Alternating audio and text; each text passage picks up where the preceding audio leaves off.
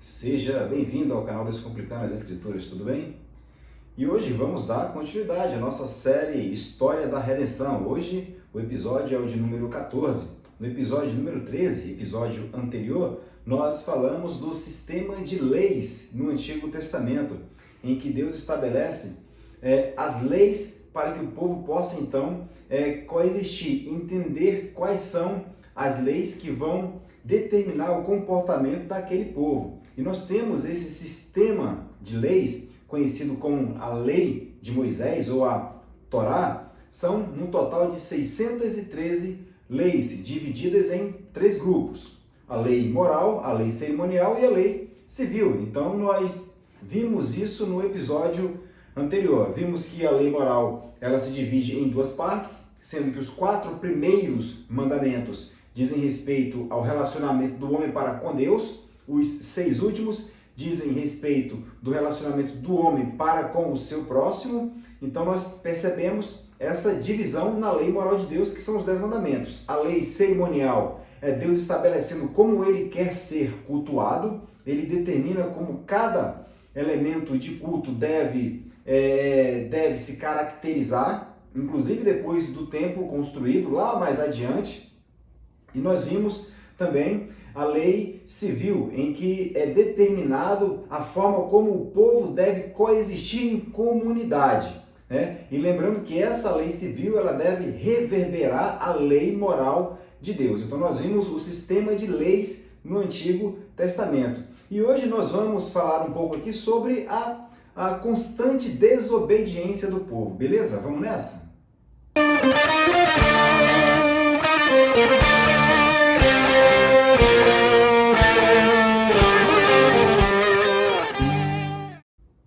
Pois bem, no episódio de hoje nós vamos falar um pouco sobre a constante desobediência do povo. Mas se há uma desobediência é porque há um sistema de regras que esse povo deveria obedecer. E que sistema de regra é esse? Nós vimos na aula anterior, o sistema de leis no Antigo Testamento, ou o sistema de leis mosaico, né, em que Deus estabelece as leis. Então Deus determina como o povo deve se relacionar com ele, mas o povo é numa constante desobediência. Tá? Então, quando Deus tira o povo do Egito e começa a sua jornada, Deus faz muitos milagres ao longo dessa jornada. Deus dá a eles de comer, não deixa faltar a eles o que comer. Deus os guia no deserto durante a noite com uma coluna de fogo, durante o dia com uma coluna de fumaça.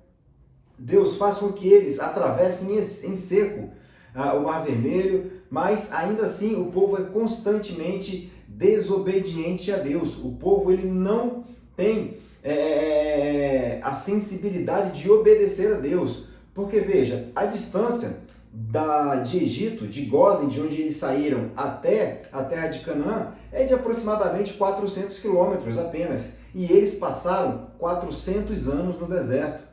E aí fica uma pergunta, por que 400 anos no deserto para percorrer essa distância, que para 400 anos, aparentemente, é uma distância bem curta que se poderia fazer, mesmo dando as condições à época, na caminhada? Por que 40 anos no deserto? E a resposta é muito simples, por conta da desobediência do povo.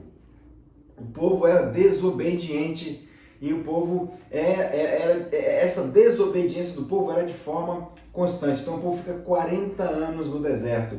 E eles vão chegar a Canaã, vão entrar em Canaã por conta da sua obediência e passam então a merecer a terra prometida? Não, mas isso nós vamos ver aqui ao longo dessa nossa história da redenção. Então, o povo fica 40 anos ali no deserto. E aqui eu queria trazer algumas reflexões para que a gente pudesse pensar um pouco sobre isso, sobre essa constante desobediência, mesmo Deus fazendo inúmeros milagres no meio do seu povo. A primeira delas, a gente vai voltar um pouquinho lá no início, quando o homem desobedece a Deus.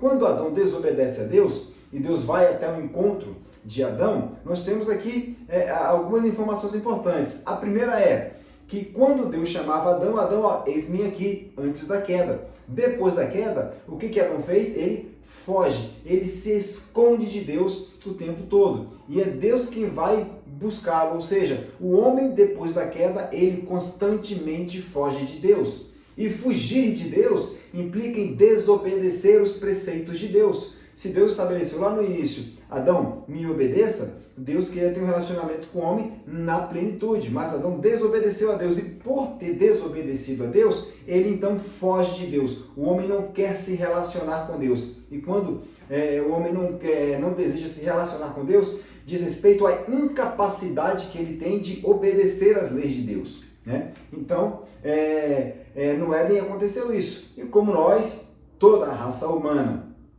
ela é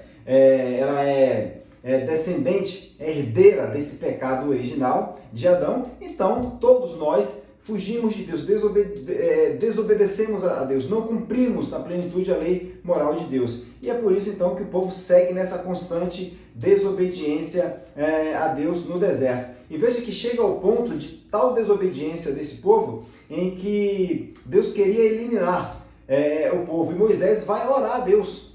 Moisés vai orar a Deus, pedir para que Deus não faça isso. E lá em Êxodo 33:19, Deus vai dar a resposta para Moisés e vai dizer: Moisés, eu tenho misericórdia de quem eu tiver misericórdia, e eu me compadecerei de quem eu me compadecer. Ou seja, Deus dizendo para Moisés: Moisés, eu tenho misericórdia de quem eu quiser, e eu me compadeço de quem eu quiser me compadecer. Mas, mais uma vez, lembra lá de Gênesis 3:15?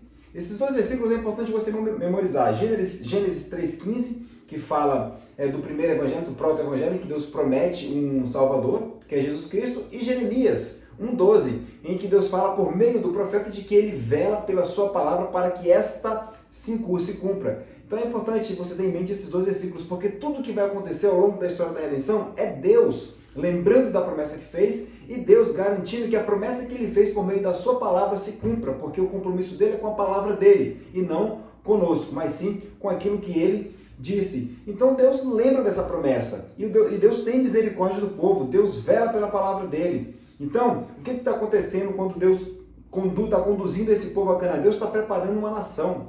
Ele está preparando não somente a nação, mas preparando o mundo para que esse mundo então receba o Salvador, aquele que ele prometeu lá em Gênesis 3:15.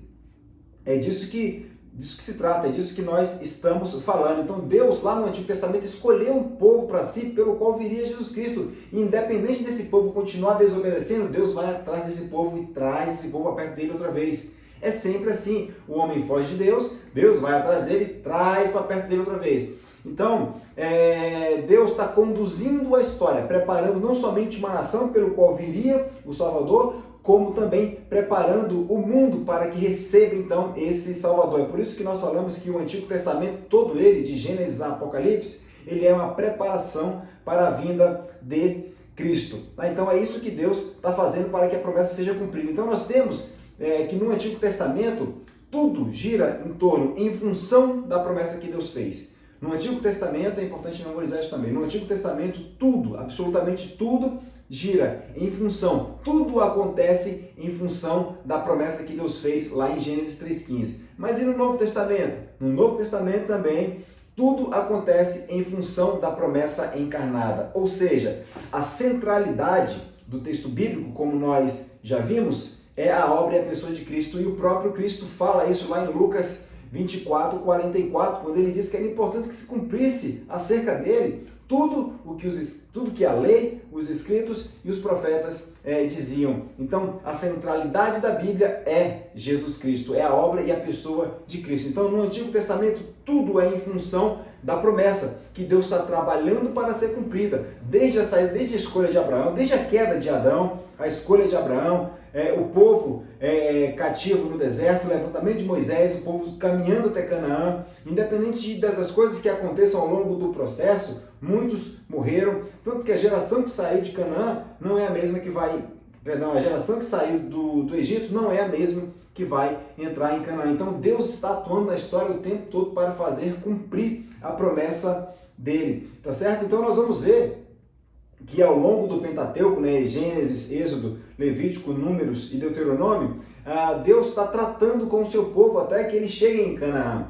Deus está conduzindo o seu povo. Nós vamos ver que o livro de Levíticos é o livro cerimonial, da lei cerimonial, como Deus quer ser cultuado, como Deus deseja ser cultuado. Deus diz como vai ser a roupa do sacerdote, aqueles símbolos na roupa do sacerdote, o que ele significa, o tabernáculo, o que significa cada elemento dentro do tabernáculo, como por exemplo o candelabro com as luzes, apontando para Jesus Cristo, a luz do mundo, a mesa com os pães, Jesus Cristo, o pão da vida. Então tudo aquilo ali, mais uma vez, é a sombra do que estaria por acontecer no Novo Testamento. Então Deus está conduzindo, está girando todo o Antigo Testamento, em função de Jesus Cristo, Deus conduzindo a história para que isso aconteça. E aí eu quero deixar para o próximo episódio para a gente falar um pouco sobre Deuteronômio, que eu acho bem importante, onde há uma repetição dos 10 mandamentos. Se lá em Êxodo 20, Moisés recebe as tábuas da lei para que Moisés leia para o povo, lá em Deuteronômio nós temos de novo essa citação dos 10 mandamentos,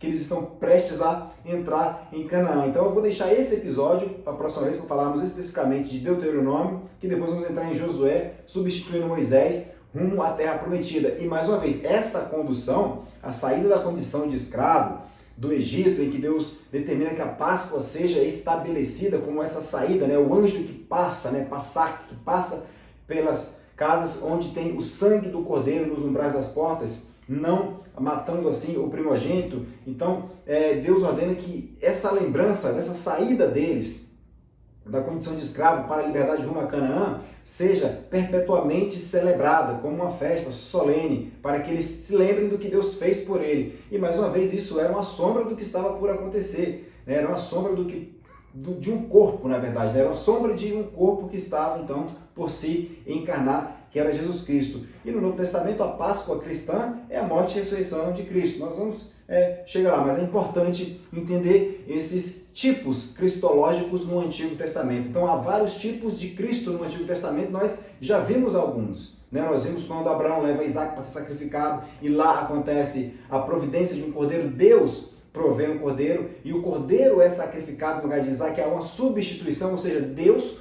provê o cordeiro para substituir o homem ali. Mais uma vez, um tipo de Cristo, uma sombra do corpo que estava por vir. Todo o culto no Antigo Testamento, nas leis cerimoniais, nós vamos ver isso em Levítico, os sacrifícios, tudo era sombra do corpo que estava então por vir, que é Jesus Cristo, a promessa então encarnada, beleza? Então esse é o nosso episódio de hoje.